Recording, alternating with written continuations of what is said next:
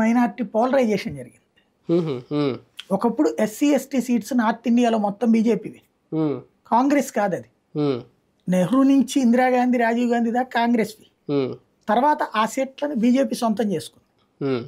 ఈ ట్రిప్ ఏమైందంటే ఒక క్యాంపైన్, అది సోరోస్ పుణ్యమా లేదా ఏ ఏజెన్సీల సలహానో కానీ, పాదయాత్ర ఇదే ఈయన బస్సు యాత్ర చేసుకెళ్ళాడు కదా రాహుల్ గాంధీ, ప్రతి చోట రైజ్ చేసింది రాజ్యాంగం మార్చేస్తారని. ఆ ప్రచారాన్ని తిప్పికొట్టాల్సినటువంటిది బాధ్యత నరేంద్ర మోడీ, అమిత్ షా తీసుకున్నారు. అయితే చివరిలో తీసుకున్నారు ఎన్నికలకు ముందు. ఈ లోపు అతను అది ప్రచారం చేసుకుంటూ వెళ్ళిపోయాడు. దానికి అత్యుత్సాహపడినటువంటి భారతీయ జనతా పార్టీ వీర కార్యకర్తలు హిందుత్వ ఎజెండాతో రాజ్యాంగం మారిపోబోతుందని వీళ్ళు పోస్టులు చేశారు.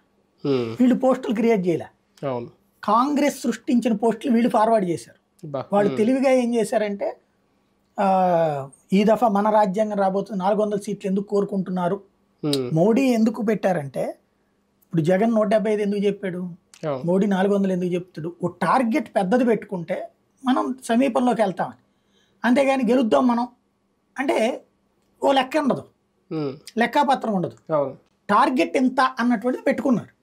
ఇప్పుడు అధికారంలోకి రావాలి 272 స్థానాలను టార్గెట్ పెట్టుకుంది ఐఎన్డీఐ.